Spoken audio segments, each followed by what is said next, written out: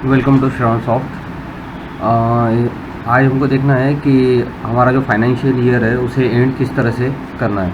तो देखिए, सबसे पहले हम लोग रिपोर्ट्स में जाएंगे। रिपोर्ट्स में जाने के बाद यहाँ पे ऑप्शन है आपको डीलर अकाउंट एंड ईयर, इस पर हमें क्लिक करना है। और यहाँ पे हमें सभी डीलर जो भी हमारे पास हमने जिनको भी एजेंसी दी हुई है वो सभी डीलर्स की यहाँ पे लिस्ट दिखाई देगी।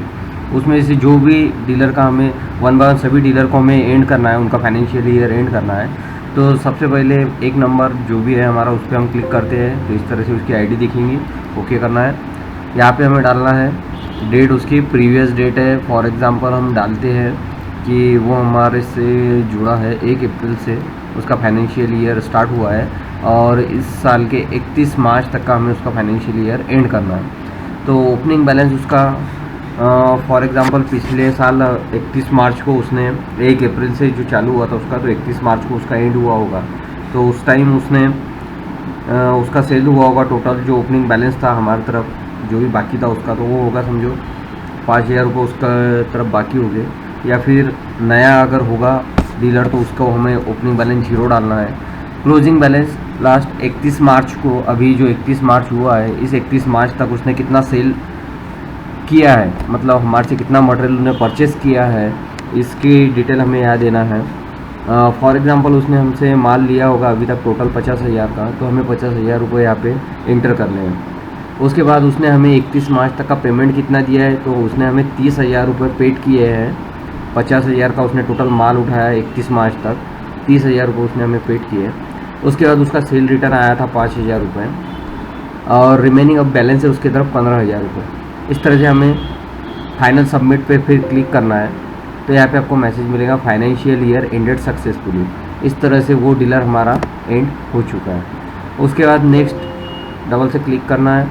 क्लिक करने के बाद वही प्रोसेस, अगर इसका ओपनिंग बैलेंस पहले का प्रीवियस बैलेंस होगा पिछले साल से भी, पिछले साल का 2018 का, इसका 19-20 का हम अभी देख रहे हैं, 18-19 का अगर उसका बैलेंस होगा कुछ 5,000 रुपये बैलेंस होगा और उसके बाद ये साल और उसने समझो 40,000 का माल उठाया है।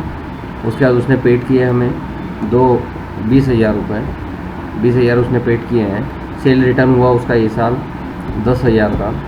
तो इस तरह से उसकी तरफ बाकी रह गए हमारे 15,000 रुपये। तो इस तरह से हमें करना है और इसको भी हम एंड करते हैं फाइनेंशियल ईयर एंड। तो यहाँ बता रहा है मैंने ऑलरेडी इसको एंड किया है, इसीलिए बता रहा है already and year of this client. तो ठीक है, इसके बाद हम नेक्स्ट क्लाइंट लेते हैं, नेक्स्ट क्लाइंट का।